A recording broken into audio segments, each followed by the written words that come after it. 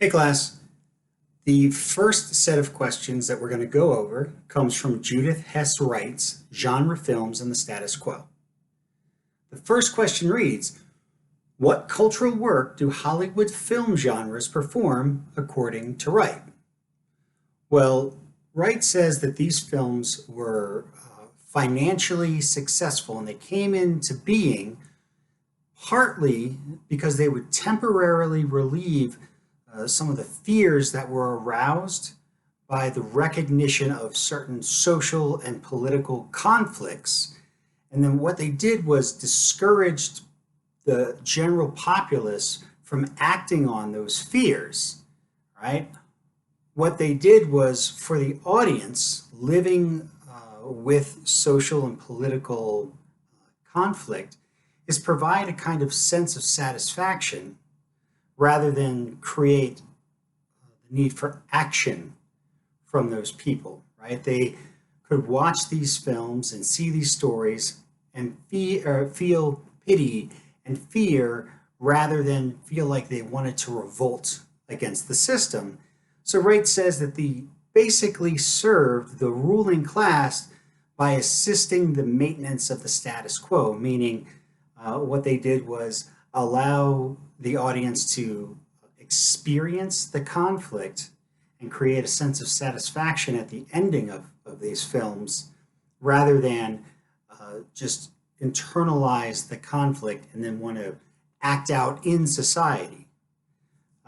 So basically, the audience could live in a world where they felt all this anxiety, but instead of doing anything about it, they could go to the movies and watch the films and feel like, you know what?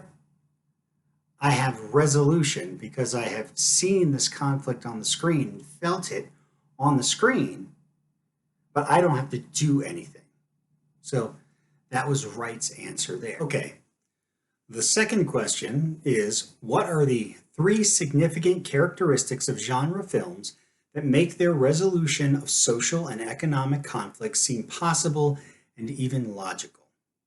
The first one, says Wright, is that these films never directly deal with present social and political problems, which you may think, but wait a minute, in the first question, didn't we say, well, it does deal with social and political problems? We'll get to that. Just remember, first, Wright says, films never deal directly with present social and political problems. Second, all of them are set in the non-present.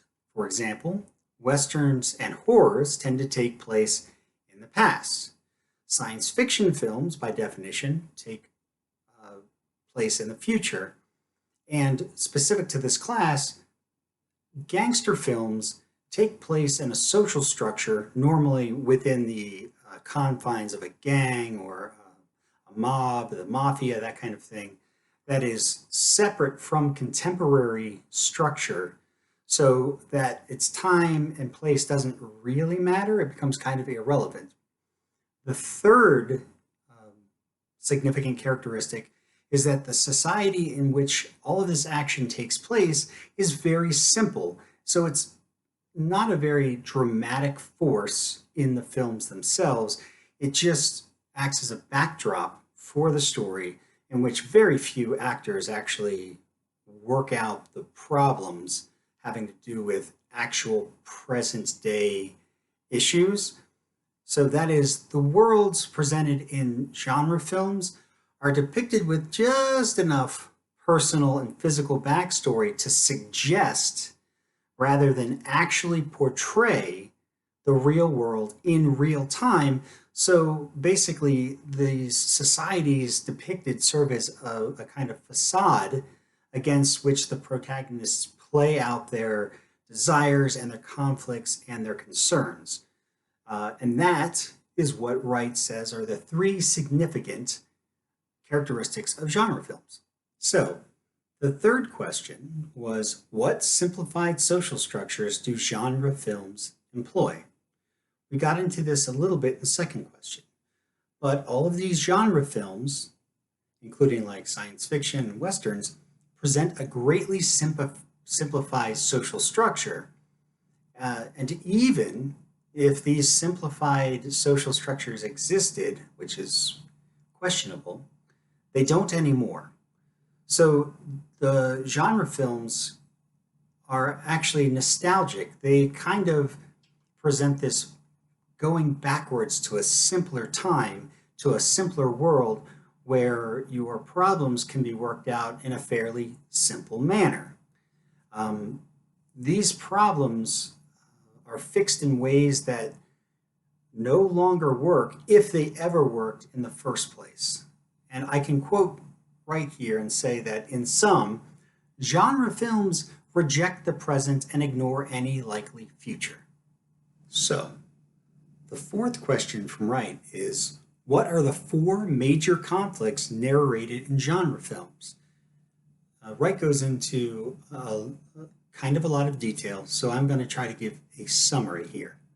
That is to say that gangster films resolve the contradictory feelings of fear and desire that are aroused by attempts to achieve financial and social success. Westerns justify violence under certain conditions. Horror films rely on traditional moral values to fight annihilating evil.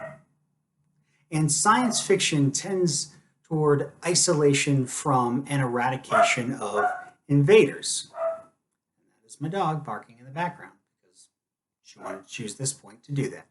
All right, question 5. What is the pyramidal hierarchy of gangster films identified by Wright? Now, Wright goes into great detail about this as well, but I think I can summarize it for you. Wright says that the pyramid is a microcosm of the capitalist structure. So in capitalism, to rise to the top of the game, to be the best, you have to be somewhat aggressive and willing to kind of push other people out of the way or stomp on them a little bit. It's the same with gangsters.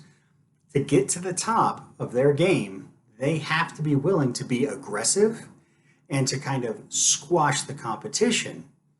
At the same time, gangsters and ourselves, understanding capitalism, we're kind of ambivalent about that whole structure because we know, yes, you have to be aggressive to get to the top, but you also know that once you're there, if you want to remain at the top of your game, you have to continue to be aggressive because other people who want to take your place are going to do the same kinds of things you did. And if you don't act aggressively, you will fail.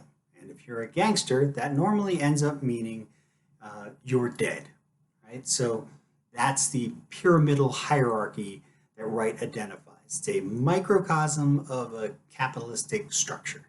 So our final question from Wright, it's actually a double-barreled question. How do gangster films implicitly sustain the economic and social status quo? And what does Wright conclude about the cultural and political meaning of genre films? Well, to answer the first question, gangster films, well, let me back up. These gangsters are rebels and they're renegades, right? But they always try to work their way to the top of the game, so to speak, in a structure, a social structure that's already there. These films would never say, hey, you know what? Maybe there's a different way to do this that's a little more humane. Okay, so they're working within a status quo, not saying let's find a different status quo. And in fact, these films implicitly uphold capitalism as by making the gangster a tragic figure, right? And the reason they're a tragic figure is because we put their downfall on the gangster, on their ambition, on their choices, not on the social structure that's in play that would make them want to go the route that they go.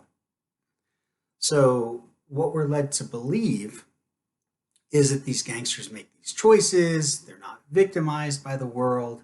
Um, when we watch these films, we're not really moved to struggle out of our class or to question our hierarchical social structure. Rather, we are encouraged to subsist and to survive. So these films aren't making any kind of grand argument about the problems really with society. It's reinforcing the society that's already there.